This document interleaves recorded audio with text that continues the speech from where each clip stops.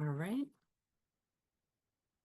Thank you. Okay, so for those who may not be familiar, the National Center for School Mental Health, where I am from, housed in Baltimore, Maryland, um, is a national center that focuses on advancing school mental health research, training, policy, and practice nationally. So we work with local districts, various states, districts and schools across the country to serve the mission of strengthening policies and programs in school mental health to improve learning and promote success and well-being for America's youth. And you can see our link to our website at the bottom here. I will share the slides and resources at the end so that you all can have these. So that's what we do. And for today's agenda, I will be providing an overview of core features of comprehensive school mental health system. So you'll see that CSMHS acronym a lot, and that's what that stands for. And I will be leading you into a deep dive into best practices for teaming to support comprehensive school mental health systems and the work that you all, it sounds like a lot of you are already diving into universal screening. I'll do a bit of an introduction, a little introduction to universal screening, because I understand that you will have a deeper dive into universal screening in the month of October. We'll be sharing lots of resources and again, invite you to share your curious questions and reflections throughout. I'm sure each of us in this room is keenly aware that we are currently experiencing a national child and adolescent mental health crisis where there's increases in depression, hopelessness, loneliness, suicidality among America's youth. And I love comprehensive school mental health systems because in this space that we are in, I see it as a hopeful pathway forward to promoting well-being for all students. And it is an established path known to promote well-being and support students who are experiencing elevated mental health risk and existing conditions. So there is hope in comprehensive school mental health systems. And there is good research that backs up this statement that school mental health services and supports are, I believe, the best way to meet students where they are. Youth most often receive mental health treatment in schools compared to other community settings. And so that's why it's important, especially within the context of existing distress among our young people. Now let's dive into defining comprehensive school mental health systems. And I actually wanted to start, I'll start with giving you a quick definition, and then I have a poll slash share and chat. So comprehensive school mental health systems it's a big concept, and I broke it down into these parts, and I'll be diving into the core features.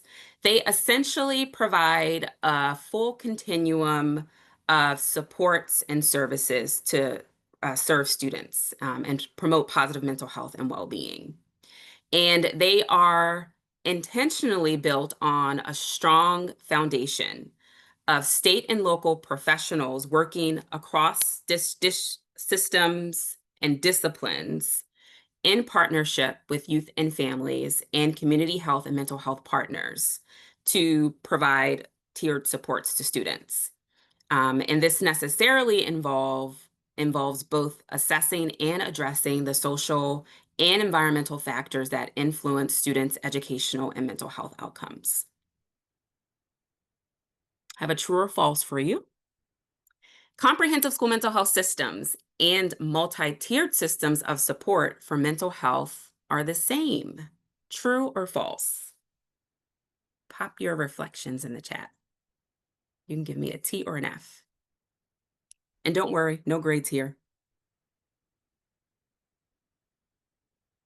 Thanks for getting us started, Carrie.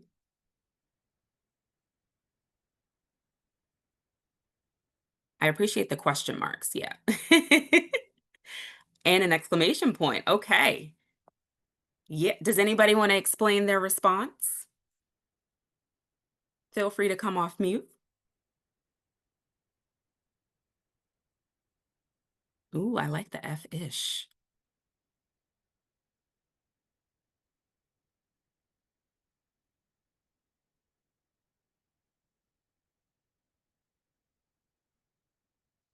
Anyone want to explain their response? Um, Sorry, I guess for me, I was sort of thinking like MTSS is sort of what the name entails, and that the supports are tiered depending on level of severity. But when I think of something that's comprehensive, it's really looking at like a whole child or a whole person perspective. Like, um, are we just attending to what we are seeing on the surface, or are we looking at it in a deeper, through a deeper lens, I guess. That's just how my brain is thinking of it. Thank you for bravely sharing. So my perspective is the answer to this is false. And I appreciate the F-ish because it's false-ish. So the way that we conceptualize comprehensive school mental health systems at the National Center is that it involves multiple components and multi-tiered systems of supports for mental health are one component, and they essentially provide a really nice structure for tiered supports. And I'm going to dive into the main components as the way that we conceptualize these systems, which are listed here. And I'm going to start off with the people, educators and student instructional support personnel. So at the school level, the personnel are essential to implementing comprehensive school mental health systems. We're talking about a full array of supports meeting the needs of all students in terms of mental health promotion, prevention, early intervention, and treatment, as well as crisis response. So we need a team of folks in the school building providing supports to implement that. And so here on the screen, you see a list of those roles and personnel from administrators, classroom teachers, and educators more broadly, student instructional support personnel, which are those roles that are listed here. So think about school psych, counselor, social worker. School nurses are important parts of the team. They can actually be really helpful in the process of conducting universal screening, for instance, and making referrals to service providers, as well as other health professionals. They're essential to doing the work. And it is best practice as you're building comprehensive school mental health systems to consider nationally recognized staffing ratios. And it's my understanding that different states have different expectations and policies related to what those ratios are. And also, many school systems work with community mental health partners in order to augment supports, especially within this context that we find ourselves in currently, where we are experiencing behavioral health workforce shortages, particularly in schools. One thing that I like to lift up related to educators and folks working in service in schools, which is the issue of secondary traumatic stress and burnout among this population, which I'm sure you all are keenly aware of. And I wanted to share some resources that are free and available in the field to support with assessing school policies related to well-being. And then there's resources like TeacherWise, for instance, that is a self-paced has a self-paced course around well-being and lots of resources to establish well-being plans. And then there's a couple others here that are listed for your use and support with educator well-being. The National Center for School Mental Health also co-developed ClassroomWise, or Wellbeing Information and Strategies for Educators, which is a free online self-paced course. And it's really helpful in building up the awareness, the knowledge, attitudes, and skills of educators and clinicians that are serving in schools. And so I encourage y'all to check that out as well, especially if you are kind of newer in a space or doing work. Thank you, Leora, for dropping the link to Classroom Wise in the chat. Doing work around building up the awareness of educators around the importance of school mental health and what it looks like to implement these services in schools. All right, the next component is our MTSS. And I know MTSS is probably something that everybody's pretty well versed in, but for the sake of completion, I'll go ahead and walk us through MTSS for school mental health or student mental health. So we often use a triangle to think about multi-tiered systems of support. And at the very bottom of the triangle, you see some elements that are really key to implementing these tiered supports. So you see professional development and support for a healthy school workforce, and family school community partnerships are really key. At the tier 1 level, we think about these as all of those activities in schools that are for every single student and are aimed at promoting positive mental health, increasing SEL skills, and supporting well-being for all students. So every single student receives those supports. At the tier 2 level, these are intervention and supports that are designed to respond to the needs of students who are experiencing increased risk for mental health concerns or who may already be experiencing some mild mental health or emotional or behavioral difficulties. Students are often referred to tier 2 based on the results of universal screening. Um, and we're going to dive deeper into that a little bit later. And then tier 3 are targeted interventions, and this typically looks like individual, group, or family treatment for youth who have a diagnosable condition. All right, I have a reflection question for y'all to share in chat. So for your school or district, however you're situated, which MTSS tier is the strongest and which tier needs the most improvement? Tier 1, 2, 3.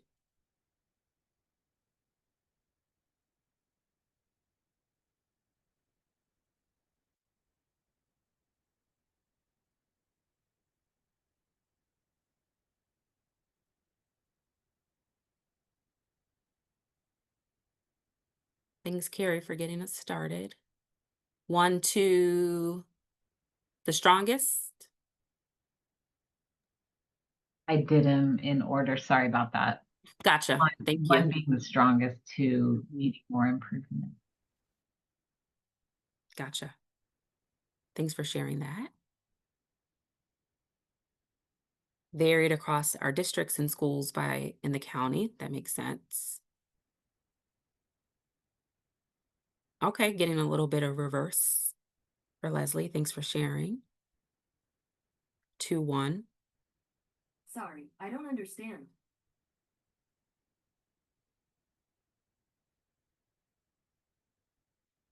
So just wanted to give you all that opportunity to reflect on where you are and normalize wherever you are.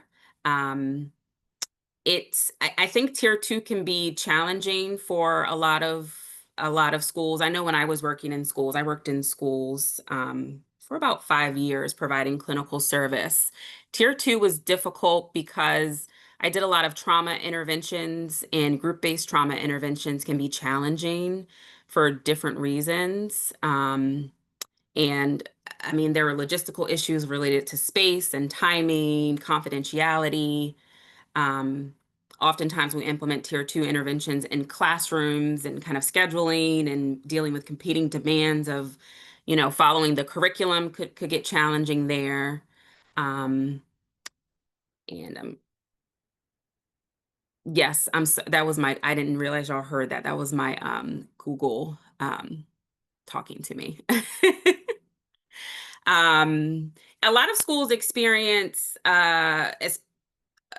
strength, or at least their school or district they're doing more work in the tier 3 space, particularly when they have community-based providers kind of coming in to augment services and provide expanded school mental health.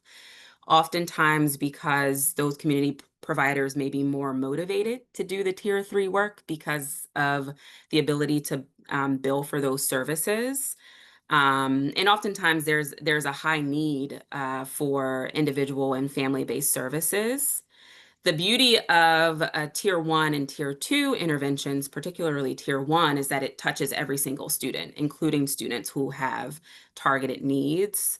Um, and of course, the tier 2 space, I love that it kind of positions students in a way where they are kind of engaging in their healing process, but they're also learning from their peers too, and gives some nice opportunity for peer support. But thank you for sharing about where y'all are in terms of MTSS tiers. So as I mentioned, I wanted to share resources as I'm going through some best practices, including this one, that is an intervention planning form. It could be really useful for schools or districts to establish kind of like a plan for the interventions that you want to prioritize in a school or a district. And there's lots of spaces here to give all of the nuances and details about what it looks like, what it will look like to implement those interventions. And again, you'll have links to these resources at the end. All right, so the next of the 6 core features of comprehensive school mental health systems is engagement and collaborative cross-systems teaming. Which necessarily involves kind of inviting to the table in the process of building and improving comprehensive school mental health systems every key stakeholder. So students, families, all of the folks I named at the school level, community health and mental health folks, policymakers, funders, you name them. And a key goal of a comprehensive school mental health team is to work together to co-create a vision, mission, goals, and action plans to build the system as well as support continuous quality improvement. Community partners are essential to building these systems. As I mentioned, they can help augment the schools and the school employed behavioral health professionals' abilities to really address student needs. They can help with implementation of MTSS when there's a good partnership established.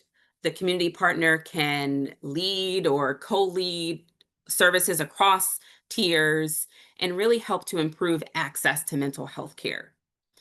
We've seen lots of schools and districts engage in strategic partnerships with community organizations that provide specifically like culturally responsive care to student populations who may be better served by community organizations, let's say, because perhaps the school employed folks may not have specialized training in providing specialized supports, for instance, to newcomers or immigrants and refugees.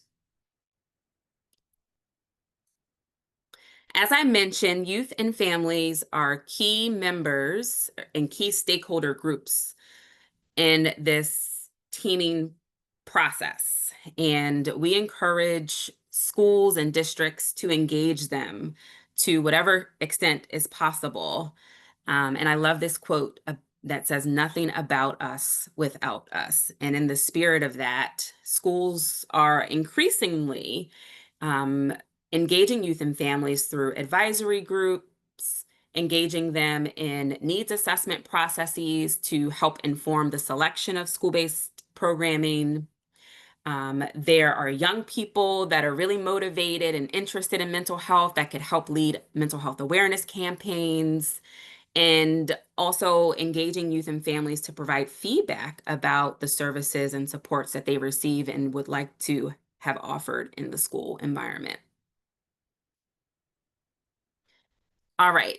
Evidence-informed supports and services. So it's key to being effective is using interventions and treatments that are informed by the evidence. That's pretty simple. And that there is ongoing monitoring and implementation of interventions that are being implemented. And it is helpful to ensure that interventions are being implemented to fidelity. And when there are deviations from an evidence-based treatment, that they are intentional and that we are tracking the impact of those interventions. It's important to gather data about evidence-informed supports to ensure the effectiveness of them and to support the team with pivoting from interventions as determined by what's working for students. There are many, many sources of evidence, and some of them are listed here: evidence-based practice registries, research literature, developers, and schools implementing the service or support. So learning collaboratives are a great space to learn from other school and districts and states about what they have been implementing and what's worked. A great source of evidence there as well. One resource that I wanted to share related to this is the Implementing Evidence-Based Practices in School Setting checklist, which can be a really nice guide for teams as they are focusing on implementing evidence-based practices or programs and treatments in schools. So I encourage y'all to check that out. I won't get into the weeds of that, but if it's up your alley, check it out. I also wanted to lift up this example crisis response protocol.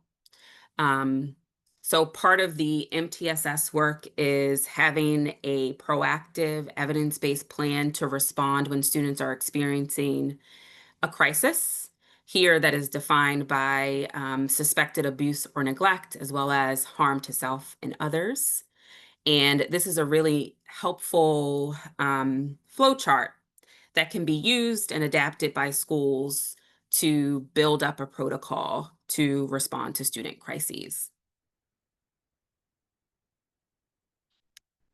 All right. The next of our 6 core components is culturally responsive and equitable practices and interventions. They should be integrated throughout all of the work that we do to support student well-being.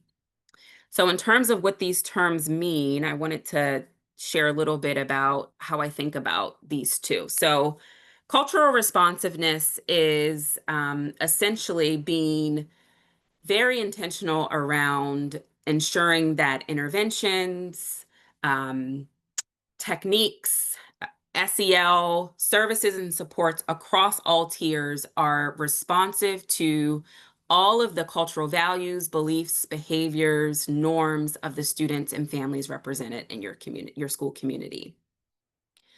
And equity is about ensuring that every student has what they need in order to thrive and to be well. And those principles are really essential to ensuring that your school mental health systems are truly supporting the well-being and success of all students. And many of the resources that I'm lifting up have specific sections in them that include cultural considerations or considerations for equity-based practices in schools that will help with the implementation of these principles.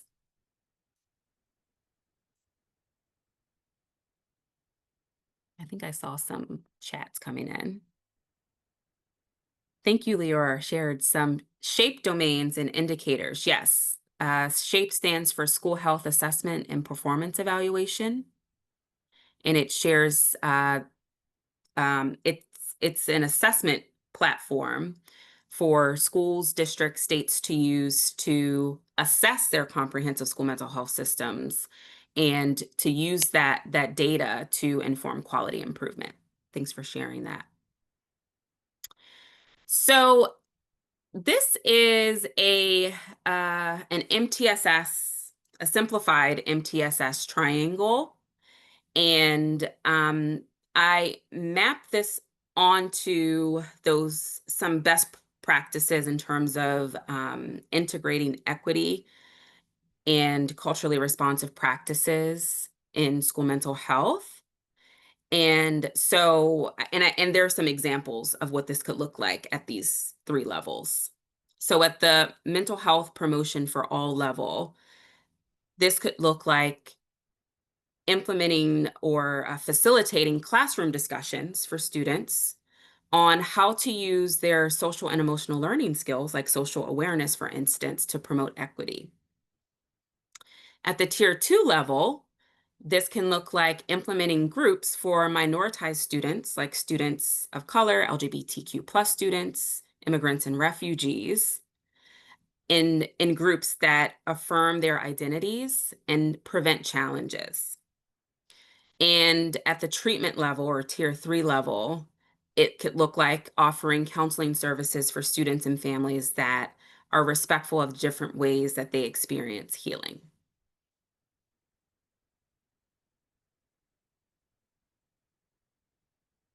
I also wanted to lift up a resource, which is it's a research article that myself and a team of researchers at the University of Maryland published back in 2024, which provides a framework for thinking about integrating equity into MTSS and comprehensive school mental health systems. And we were very honored to publish this article for the field, and we were really mindful of writing a piece that would be helpful for practitioners that are actually working on the ground, so to speak, with youth and families. And there are some really nice tables in this article that provide specific action steps on kind of what to do across these three tiers in order to better support and engage youth of color, newcomer students, and LGBTQ plus students in schools. So I encourage y'all to check this paper out with not just a framework, but some actionable steps for equity, equitable comprehensive school mental health systems. The last of the 6 features is data-driven decision-making. And this essentially is about using data, information collected from the sources that are available to you in order to make decisions that are fair and objective. In terms of identifying student mental health needs, matching students to appropriate services, monitoring progress, and changing services that you are prioritizing based on what you're learning from the data. And then on the right, you see a number of data sources that are typically available for schools to help them with making decisions about services and supports that are prioritized. All right, so we went over the 6 features of a comprehensive school mental health system, and now I want to pause and give you an opportunity to reflect on a couple of questions. Which core features are your district or school, if you're in a school, doing very well? And which core features do you wish were more consistently present in all of your schools? Feel free to come off mute and share your reflections out loud. And the chat box is also open if you prefer that method of engagement.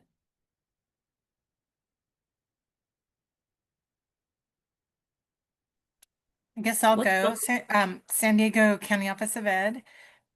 We have a lot of initiatives in our county, but everything we do is data driven and use data to inform practices, planning, programming, and legislation.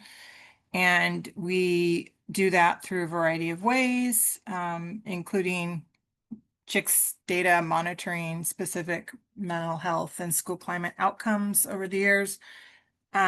We do annual comprehensive needs assessments with our districts and charters in our, I don't know how to refer to these grants, but not this grant, but the other BHSSA grant. And we also collect the number of suicide risk screenings that our LEAs are doing, along with demographic data. We are on child fatality review team to identify trends in suicide deaths of school-age kids and so forth. So the data that we collect is used in a variety of ways, but really informs how we work with our LEAs. And we also teach our LEAs to use their data and find out how they're using it and identify best practices. So sorry, I know that's high level, but I didn't know if you're trying to do anything specific to this project or just overall. That's awesome. Yeah, it sounds like y'all are the data warriors over there. Data warriors, I I love like it. that. I love it. And I love that you're teaching your schools and districts how to do that. That's awesome. Yeah, absolutely. How about others? Who else would like to share? Thanks so much, Heather. I can go. Um, so I'm really focusing on the words very well as opposed to perfect. So what I think we do very well in our county is collaboration and teaming. We're really lucky in Placer to have a great relationship with our behavioral health. Schools, I think, generally have a good relationship with our COE. And so there's a lot of dots connected there that makes for good teaming. We have wonderful community mental health partners here and people, organizations that serve a variety of cultural groups, like one specifically for Indigenous people, one for the Latino population. So really lucky to work with all of them. I feel like the data-driven decision-making we could still get better at. I think there's like high-level data kind of use when it comes down to how's the student doing in an intervention, or how do we know the student needs an intervention? I think there's some work to do on using data to decide those things. Mm. Thanks, Allie. I love that y'all are doing well in terms of teaming. Yes, that's having a good team that is working well together. Has all of the key stakeholders as a part of the team can really help you with addressing any concerns related to implementation of core elements like data-driven decision making. Anyone else would like to share?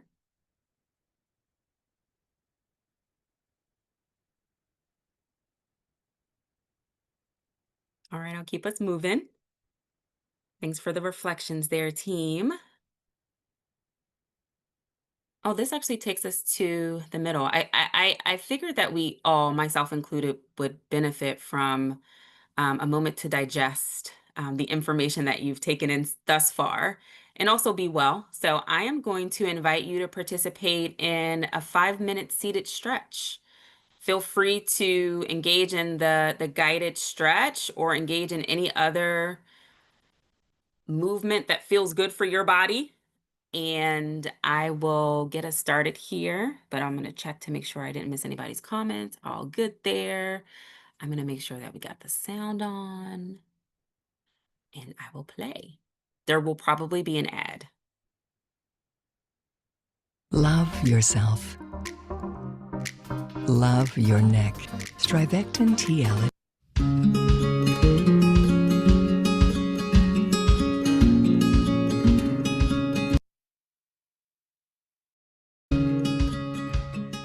Welcome to the seated stretch where we are going to take a brief break from work maybe, or just sneak in a little bit of yoga into your day if needed. My name is Heather, and let's all get started by scooting up onto the edge of our seat, feet grounded into the floor, if you can reach, and interlace both hands together. Open up the palms and send them forward and then up. Inhale and exhale, lean to the right. Inhale back to center And exhale to the left. Inhale, take it back to center, and then just bring your palms to the back of your head. One more inhale first, and then exhale, dip the chin in, back of the neck long. Just to get a neck stretch in. Bring the head back up. Release the hands and just bring them right behind your back to interlace them again.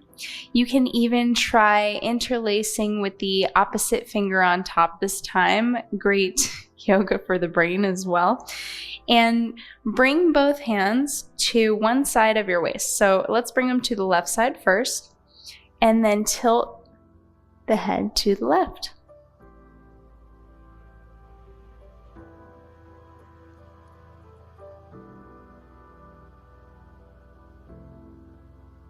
And then bring both fists, both hands to the right side of the waist this time. Tilt the head to the right.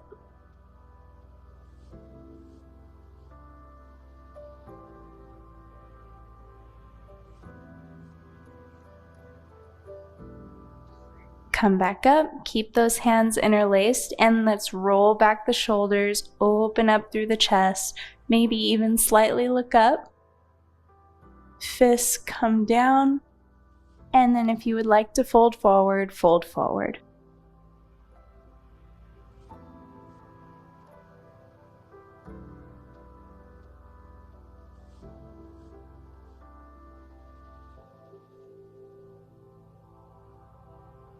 Inhale to come up. Release the hands from one another. You can shake out the wrists a little bit, and even open and close the fists a few times. And then bring the right knee into the chest. Flex through that foot, cross it over the left knee. From here, inhale, send both hands up high to the sky. And exhale, bring your right hand to the inside of your right foot. Left hand comes to the back of your chair and twist.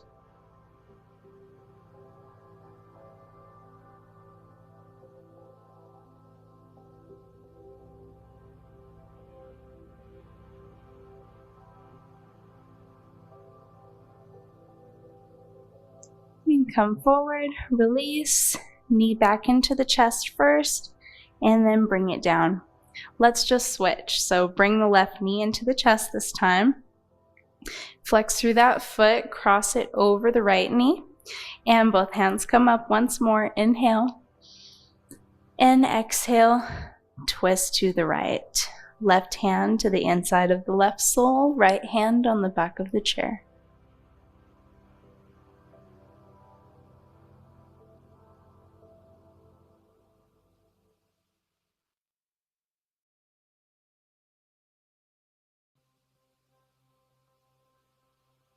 Untwist, come forward, knee into the chest, and then release. Extend one leg out and then the other, just shaking everything out. And then find a moment of stillness before you end your practice, your mini practice. Hands can come to thighs or in the lap. And close the eyes for a moment. Take a quick seated shavasana. Maybe take 3 deep breaths by yourself before you just jump right back into your day. Thank you so much, as always, for practicing with me. Have a wonderful one, and namaste.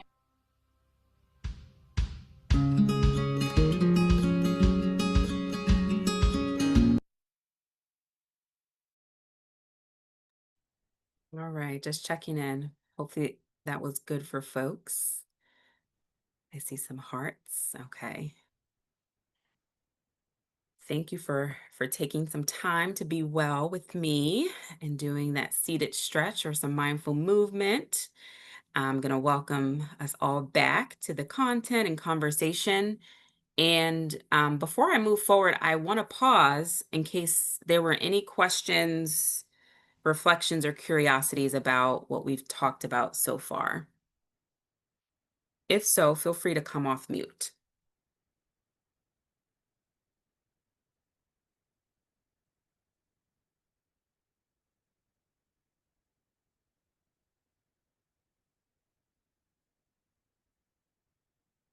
right, let's keep it moving then.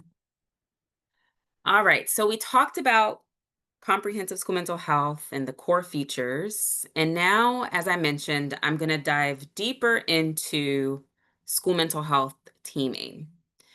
And a moment ago, I was mentioning the school health assessment and performance evaluation system, or the SHAPE system, that has a number of tools that measure various domains of comprehensive school mental health.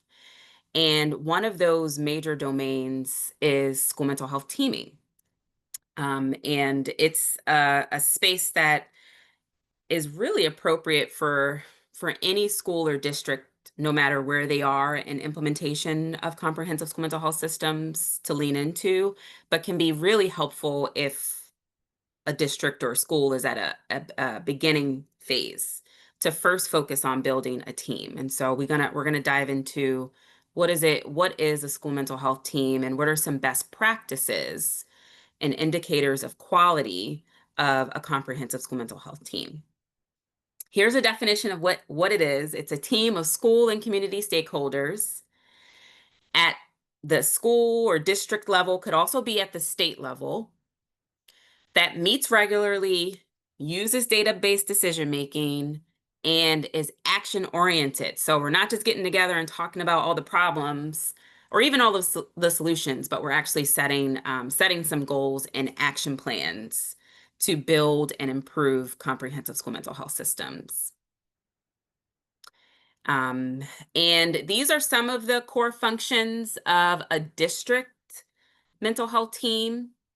So shaping the guidelines and standards of the policies and practices within the district, training, coaching, and supporting school teams in doing this work, serving as a connector or a liaison between state agencies and schools, and supporting those strategic partnerships between community leaders, family members, students, providers, in order to kind of make sure that all of the key stakeholders are at the table and are informing these systems that we're building.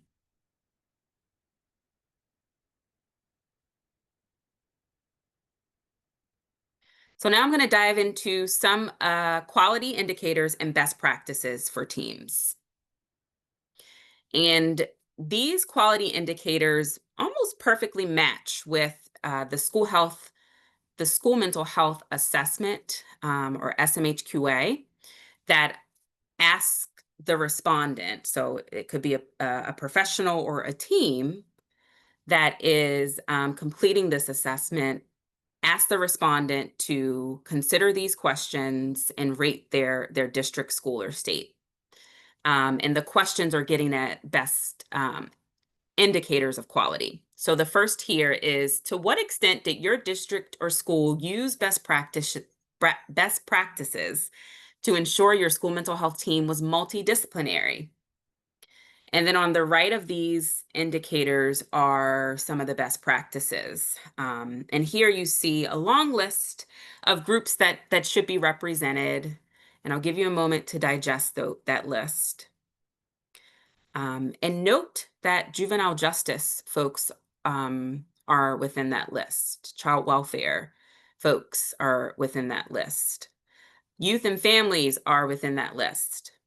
I don't know if I've ever met with a school mental health team that has all of these stakeholders on them. Obviously, this is an aspirational goal, an ideal goal, but when the more stakeholders at the table, the better we are at building systems that are effective, responsive to the needs and the strengths of your school community. It's very important that there is diversity in terms of role, but also diversity in terms of identity. Specifically having youth and families from minoritized communities, providers that serve special populations is really critical to implementing services and supports that are culturally responsive. Another best practice relates to meaningfully engaging students and families.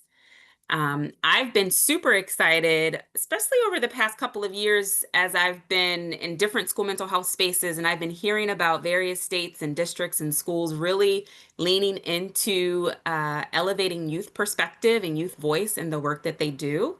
And our team at the National Center for School Mental Health have been so fortunate over the past few years to host a youth leadership academy that is embedded within a school mental health learning collaborative.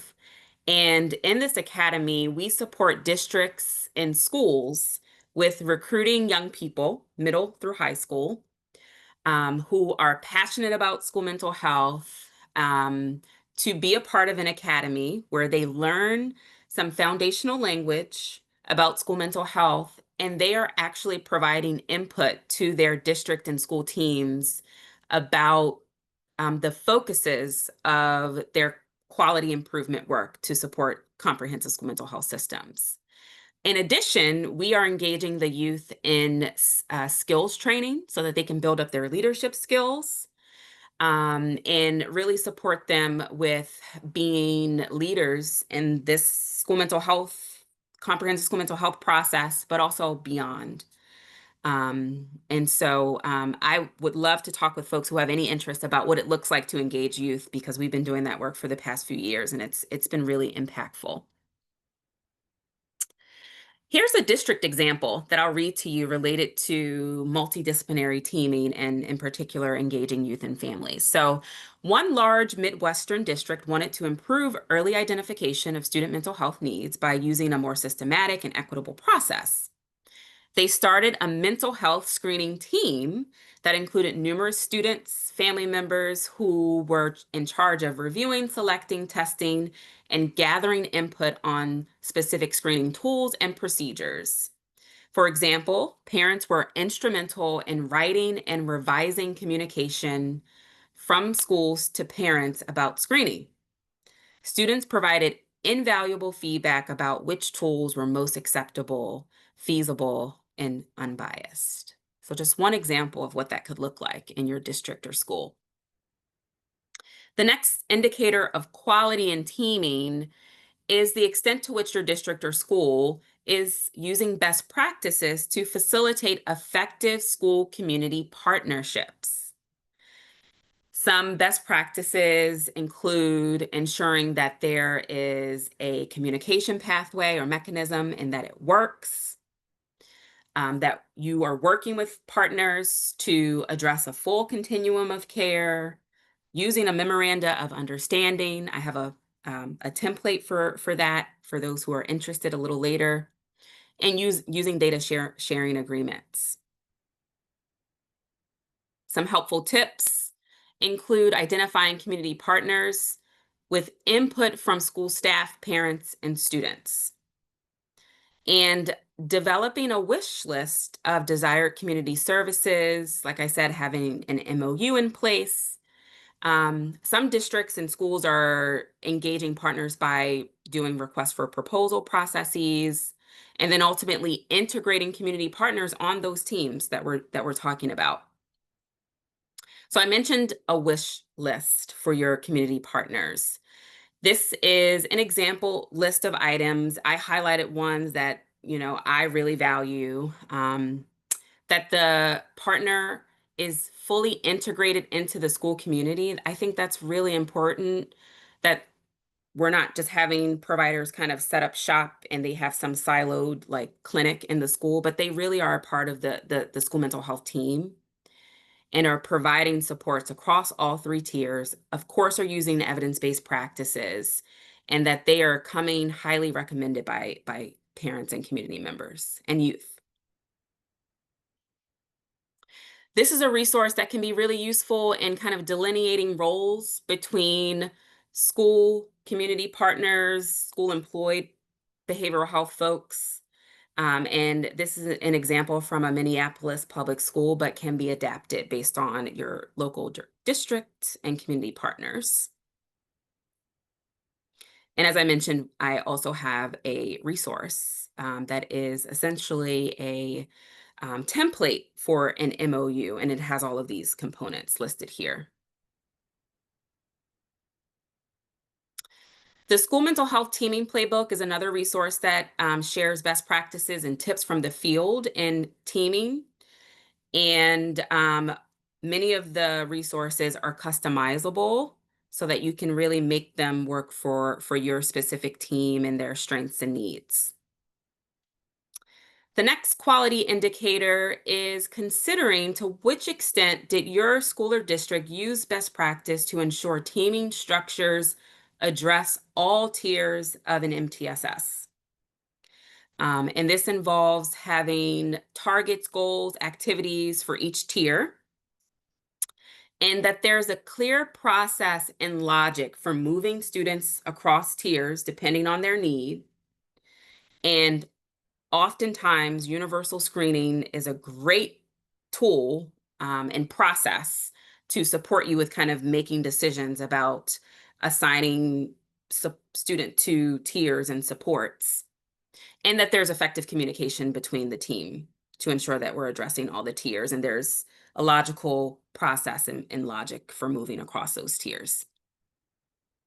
We also want to avoid duplication and promote efficiency. So teaming really helps with this. When I was in schools, when I worked in schools where there was a wellness team or a behavioral health team, whatever we wanted to call it, and we met regularly, it helped us ensure that we were really avoiding duplication of effort and that we were moving efficiently. Oftentimes, there are more student needs than there are providers to serve students. And so this is important because of that challenge that I think all schools face. So yes, this is a big one. The School Mental Health Team Alignment Tool is a really helpful resource in kind of delineating responsibilities, mapping out who are the people who can provide supports. There's even space to kind of indicate how you will communicate with the team and really maximize the efficiency of the team. Here's another district example. Baltimore City Public Schools, a large urban district where I'm from, wanted to promote the consistent district-wide efficiency and effectiveness of their student support teams. Their district mental health team selected 6 schools known for having highly effective student support teams and visited these teams in pairs to observe them. A district-wide guidance document was then created from these visits, and it helped to understand what supports would be most beneficial for promoting the efficiency of SSTs. So just an example of kind of a district really doing this work well. The next best practices relate to conducting meetings. I mean, it's kind of obvious, but we want to ensure that teams are meeting regularly and that those meetings are efficient. So ensuring that we're tracking attendance, troubleshooting as needed, that there's an agenda, and that the team focuses on making actionable decisions, and that there is follow-up in terms of those action plans that are established. And that staff are identified for each action step. Another indicator of quality is the extent to which your district or school uses best practices to make effective referrals to school-based mental health service professionals, as well as to community-based mental health services. And the final best practice that I wanted to lift up here and directly relates to screening is the extent to which your district or school uses best practice to use data to determine what mental health services and supports were needed by students. Some best practices are to use multiple data sources to match mental health interventions with students, to use validated screening and assessment tools that are appropriate for your student population, and to use screening and assessment data to triage students into levels of support. So when we talk about universal screening and comprehensive school mental health, this is how they are linked. Universal screening helps to support the teaming process and the decision-making around assigning students to supports. All right, so now let's dive into screening. We've made it to that point of the conversation. What is mental health screening in schools? What is that about? It's a tool. It is using a tool, but probably most accurately, it's a process that is employed with an entire population, such as a school student body, or it could look like, and most often it looks like, an entire classroom or grade level. It could look like a smaller proportion of a class or a grade level. Often, it does not look like an entire school or an entire district. And I know you're going to get lots of training in TA from Stephanie Moore in October more on this, but just wanted to highlight that it doesn't always look like the entire population. In order to identify student strengths and needs, you're collecting some data about student strengths and needs. And oftentimes it's used to identify students who are experiencing risk for a mental health or substance use related concern. And screening can be used to identify student strengths as well. All right, I'm going to pause for a poll. Share in chat your response to these questions. Have you used universal screening in your school or district, whether where you are currently or maybe where you've been in the past? And if you don't mind sharing, would you consider your district or school to be at the beginning, intermediate, or advanced stage of implementation of universal screening? Beginning stages are those that are still contemplating whether to do screening or maybe still clarifying goals.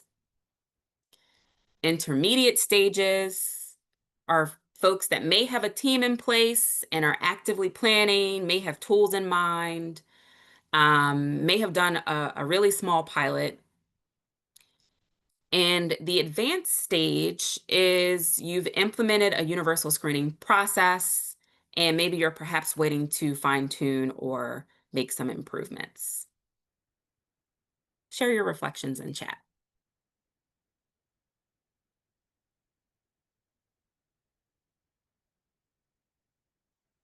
Thanks, Allie, for getting us started at the beginning. Difficult to answer these questions.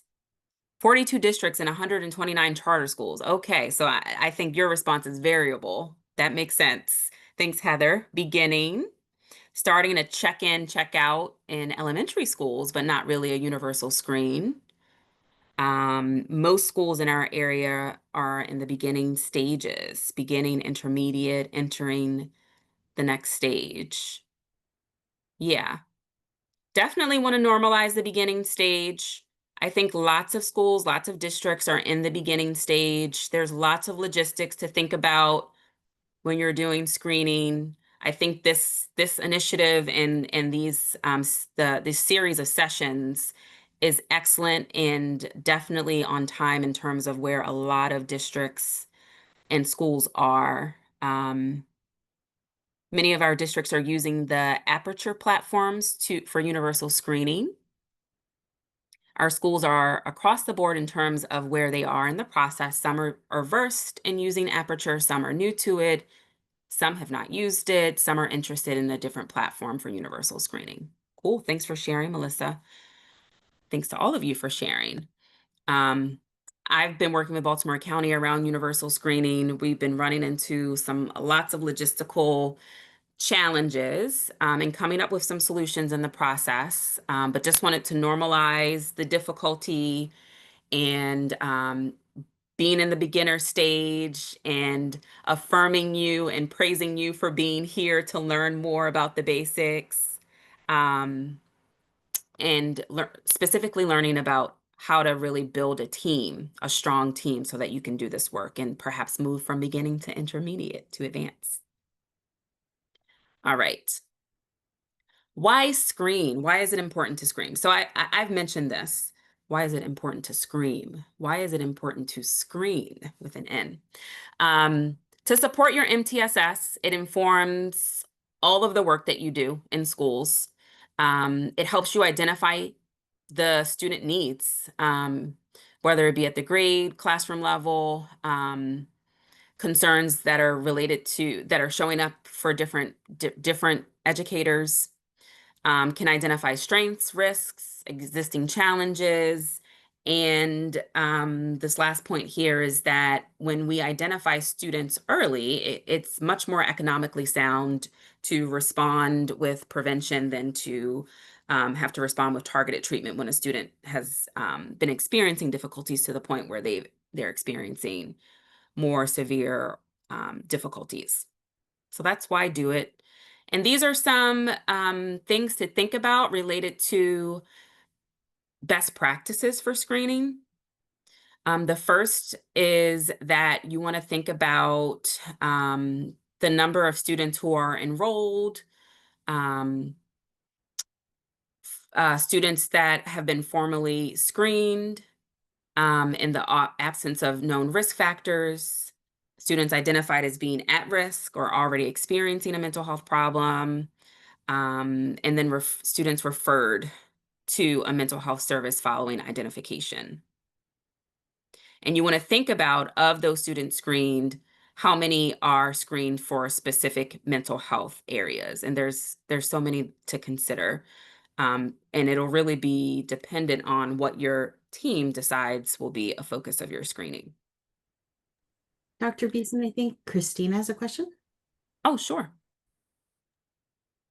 Thanks, Tiffany. I wanted to bring forward to the group. So I know here in Placer County, we're skilled in identifying students through multiple means, so different pathways of identifying students that might not look like a universal screening tool per se. So we might have a request for assistance process where individuals can refer students for supports, and we also might be using different data decision rules, so looking at attendance and behavioral data and other forms of data that might inform a higher level of need. I'm wondering if you might be able to differentiate for the audience what universal screening can add on top of that, or how that looks different from those other pathways for identifying students.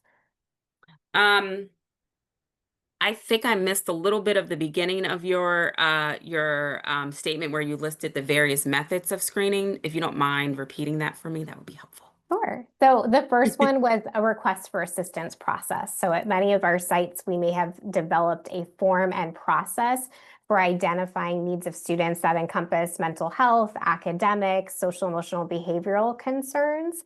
And then some of our teams might use data decision rules where we're looking at things like discipline referrals, chronic absenteeism. And so those might be other indicators that would identify a possible tier 2 or tier 3 concern or need for students. So I'm just wanting the audience to hear some differentiation and how universal screening can bring even more to the table than that. Yeah, the first thing that I think about related to those two processes is that it sounds like it would be educators or clinicians in schools that are responding and providing that data about students who have some indicated need or risk. Is that correct? In many schools, that's a starting place, and then it will expand to caregiver referral or student referral as well. So yeah, in those cases, that type of screening is based on indicated risk or concerns, which requires that there's somebody who's noticing that there's a problem, and then that there's somebody who knows that there's this process where they can report that there's a concern. And, so we have that data about those students. I think those are great processes, but the challenge with that is bias happens there. So oftentimes in schools, students who are referred to supports are typically students that are exhibiting some type of behavior that is becoming a challenge for a teacher or for an administrator.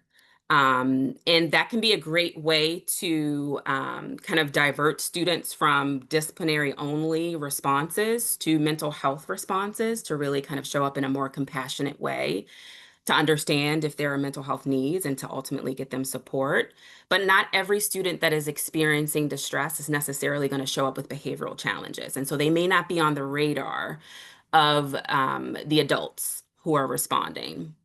The other concern is that we may see bias in terms of families, like if families are responding to those, engaging in those processes. We may see bias in terms of families who have more access, more privilege. Maybe, they speak English if those processes are in English. Their students may be more likely to be kind of picked up in that process than students whose families may not be as engaged in school or who are not native English speakers, for instance. And so what universal screening does is it's more of a kind of like an objective way to assess students, to understand strengths and needs. And hopefully you're kind of addressing some of those potential biases that could come from the other processes. But I definitely think a both-and approach would be ideal in terms of the process of collecting data to understand student strength and needs.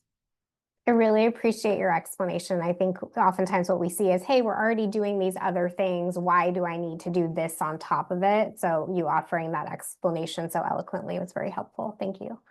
Of course.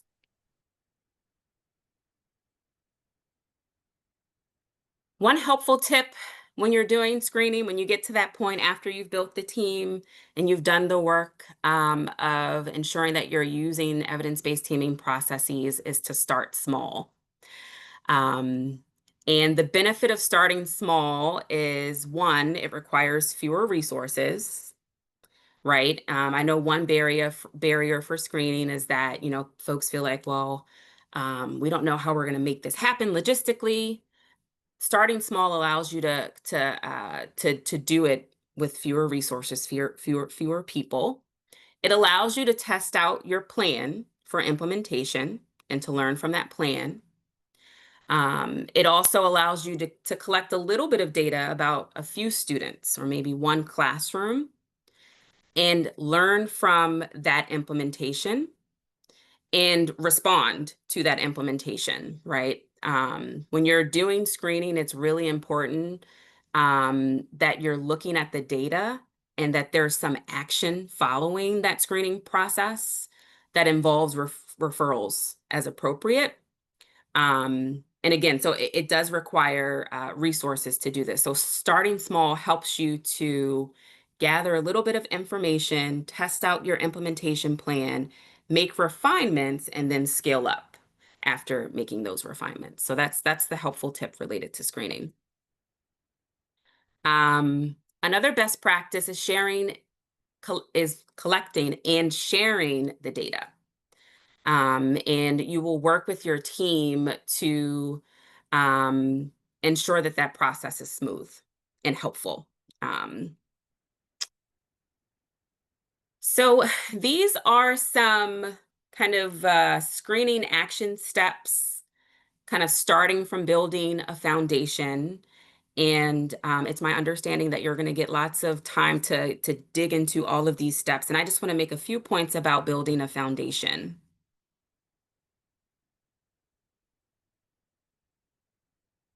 The first part is to assemble a team. So ensuring that all of those key stakeholders are part of the team, that you have a process for integrating student and family voice, that you're thinking about students and families that have been least likely to be invited to the table, and be flexible about how you invite them to the table. It doesn't necessarily have to look like that students and families are in meetings.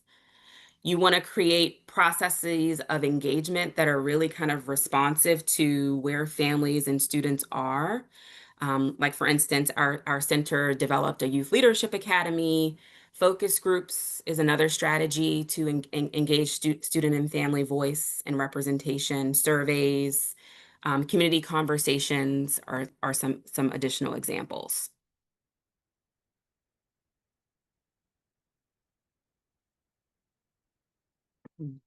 I talked about some of these. So feedback cards, another strategy.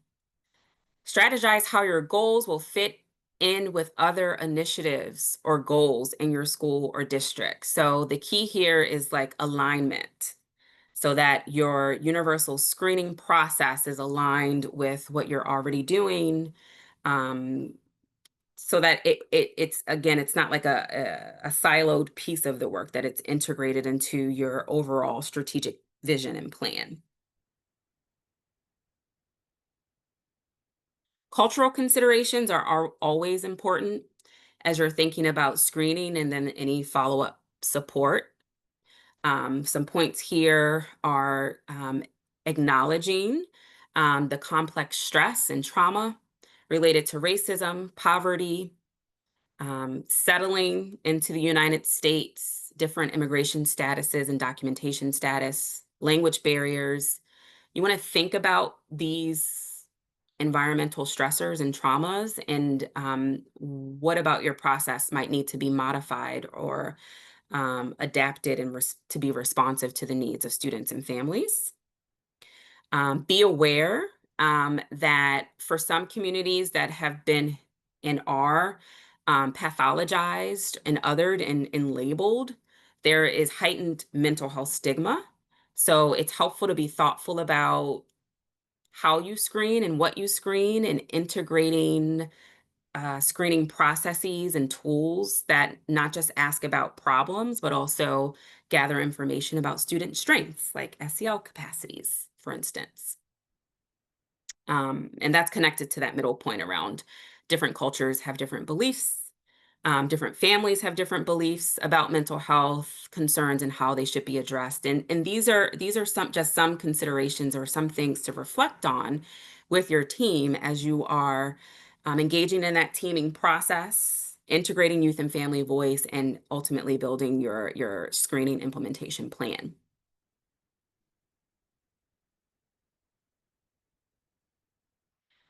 Last point here is that national or state level surveillance data can be really helpful sources for gathering information specifically about needs in your school community or in the population.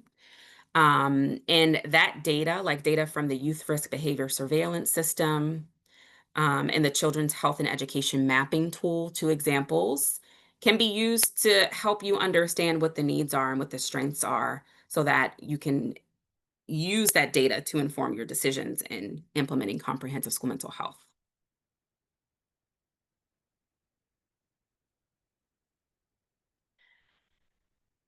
Here, I wanted to pause for some discussion. I think I'm gonna skip this part because I'm almost done, and I wanna kind of open up the floor for fuller discussion and question and answer for everyone. But I wanted to highlight a couple of things. So at the National Center for School Mental Health, we partner with state schools and districts to build their comprehensive school mental health systems and improve them.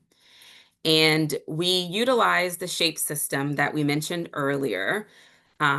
We support districts, schools, states with utilizing the SHAPE system to collect data on how they're doing in terms of indicators of quality and best practice across all domains of a comprehensive school mental health system, including teaming and screening, so that they can utilize that data to inform goal setting and action planning. And here you see it kind of like a path for what this looks like. The school health profile or school mental health profile is used to conduct an inventory of services and supports that are available in your district, state, or school. The school mental health quality assessment helps you understand how well your practices are aligned with best practices. And then there is a strategic planning guide that can be used to establish your action plans and goals. And there's lots of resources in our resource library to support you with implementing your action plan. So just wanted to plug that we provide this level of support, and feel free to reach out if you have interest in this level of support. And I'm going to go back to this discussion questions and open it up generally for questions and answers.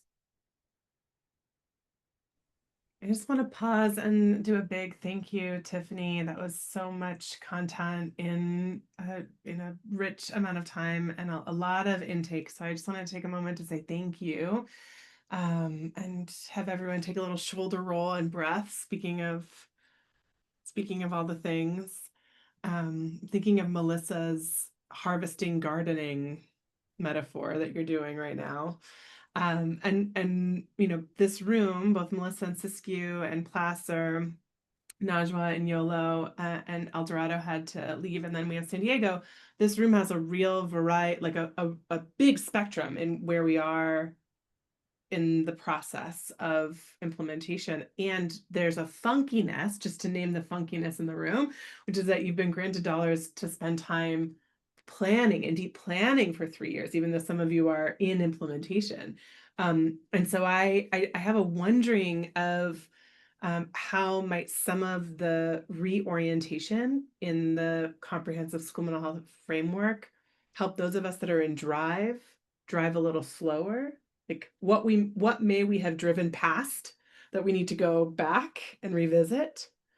And what might we need to drive a little bit more tenderly through in order to get through? I was really going to use the gardening harvesting metaphor, Melissa, but then it went driving and then it like went off the rails. So, but I'm thinking about that, of those of you that are already in motion with different types of screeners, and how do we, particularly in that planning team and collaborative work effort that this necessitates, how do we do that? What is coming up for us?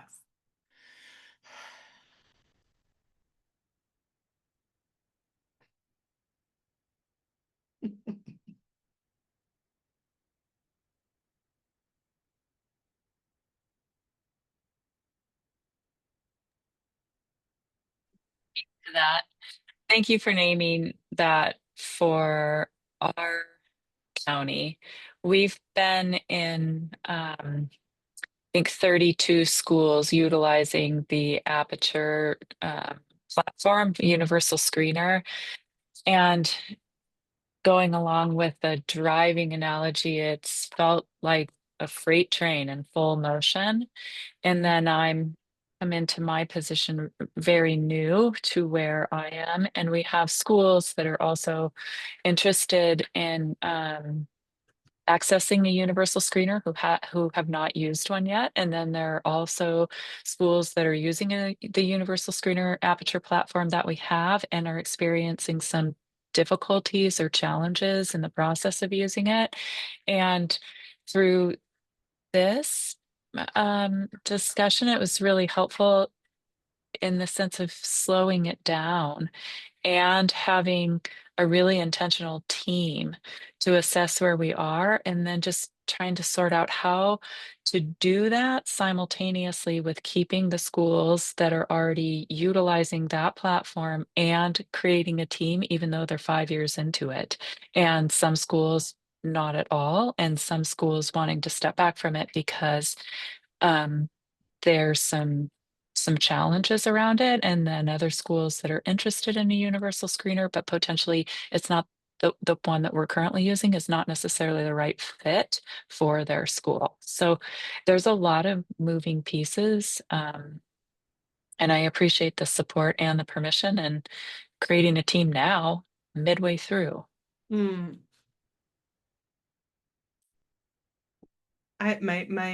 My reaction, and of course, Dr. Beason and others, like this is the time to be in full discussion. But as a colleague, my reaction is what it really makes me feel so moved, Melissa, for you and your community, because it feels like this is an opportunity to trauma inform to do a little repair right sizing so that screening feels like something that's happening with people instead of to people, and how powerful that can be.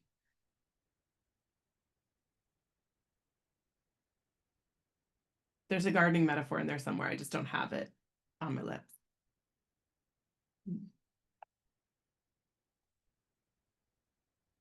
Tiffany, do you have experience coaching districts or counties, and I forgive me for Maryland's cultural, I don't remember if Maryland does counties, but Yep. do you have experience working with teams who are already in motion and then need to do a little, what was that moment? Like a little rewind to comprehensive school mental health? Yes, I do have experience with working with teams who have done work and are realizing that we didn't think about this. We don't have this stakeholder at the table. We haven't asked youth and families. There's a whole new staff now, at the district who's doing the work, and we haven't even thought about bringing everybody up to speed into what we're doing. And they have struggled with actually pausing, sometimes because there's pressures from above to get a thing done, right? So I appreciate, Melissa, for your intentionality around, okay, I realize that, we're 5 years in, and there's probably some more work that we can do around best practices and teaming. And so how can I utilize this community here these resources that are offered, utilize them so that we can take that intentional pause and kind of build back better.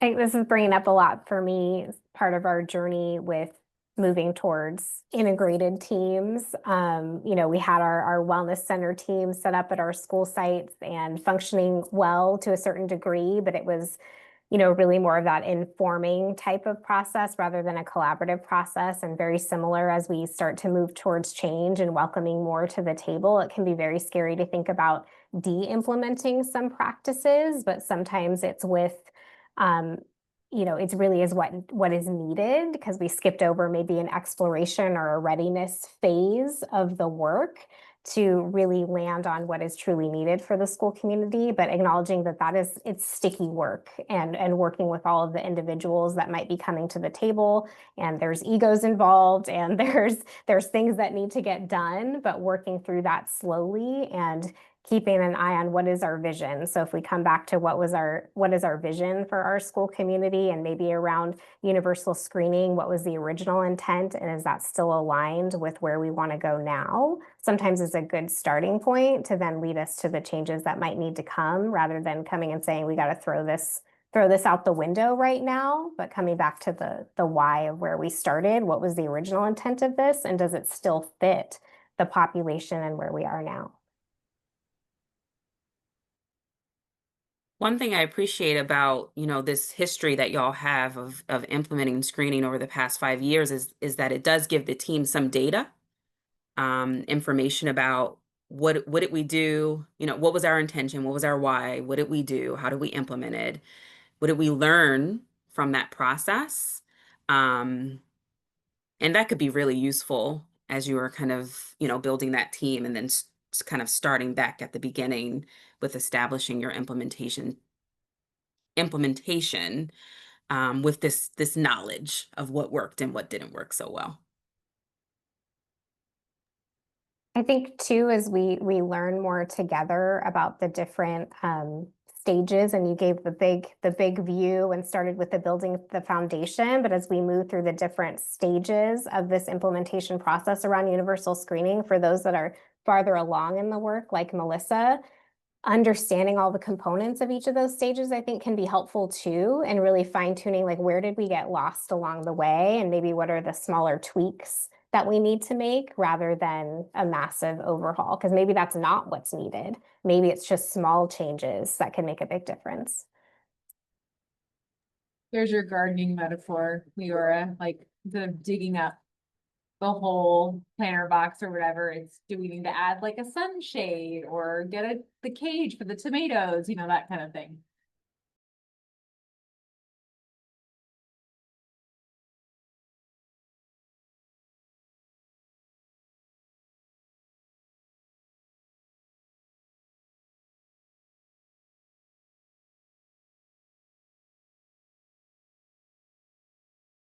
Nashua, what's coming up for you over there in YOLO? Yeah, so I was trying to think of how to. Okay, and I apologize. I will be speaking in draft form. I've been up since 4 a.m. with my 1-year-old. Um, but so actually this conversation has been really helpful because we have a meeting at 4 around developing the plan or our scope of work for our needs assessment for our universal screener. And I think this morning, Kathy and I were feeling a little bit of like, oh my gosh, we're like behind, we need to catch up and we need to do this. And really, this is reminding me to like take that step back and we're right where we're supposed to be, right? And making sure that what we discuss is very like that we are very intentional in our work and in even developing our teams and what leads we're inviting to this committee as we inform the scope of work that we're going to be conducting to ensure that it meets the needs of, all of our various districts, because one is like Washington and West Sacramento versus Esparto or Winters, which are very rural. And how do we support them and also their various stages of their MTSS and their PBIS supports, right? Where are they at to make this not feel like just another thing, as you said earlier, that we're doing to them, and really helping um, introduce it in a very holistic way as we're already doing this work and we're almost just starting to name it and find more tools and resources to ensure that we're doing it effectively and in a way that's not impacting our other fields of work, right? Just more so, we've been talking so much about like our like interconnected systems, like framework and things like that. So just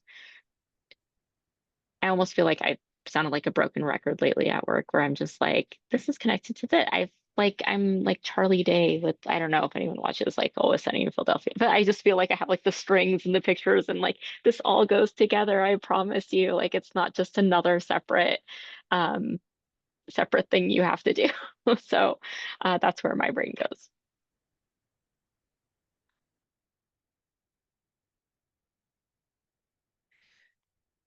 I think that I'll refer to, I defer to everyone in the room, but I want to offer that there is always time for this work and there's never behind because this work isn't linear. You can develop a beautiful planning team, collaborative, then there's a new superintendent, then there are new students, then there's a new staff, you're a new person, you're a new parent. Like that's part of the commitment to this profession, which is exhausting and also for me at least liberating, is that there's always a new. So I just want to, I want to offer that to any of us. Like we're right, even the research on screening 2 years ago can get outdated because of new ways that so there's always ways to be new. And then the challenge is as a leader, how to message the opportunity of new with the steadiness of steady. So your 4 p.m. Who else? Matt, a 4 p.m. on a Monday strategic planning, that itself is brave and daring. Let's just talk about that. You better bring food. Yeah. Dr. Beason, in the last couple minutes we have together, so we're going to invite folks to fill out a feedback survey. Are there any other kind of like, if anyone gets anything from our time together, what you want them to be walking away with? Just think about this one thing in the shower.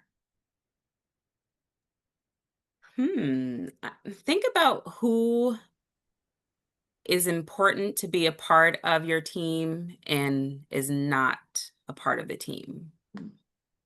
Who around the table, who's not represented, and consider how you might, work with the team to establish a plan to get that community represented at that table. Okay. It's like a episode of Traitors. Who's around your round table? Universal it's not screening included. position. The table.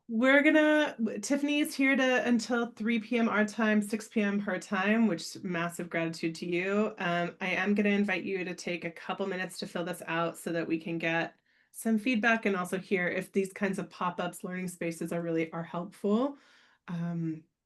And I want to say a big thank you to Christina at the Placer DCT for helping us think about this space.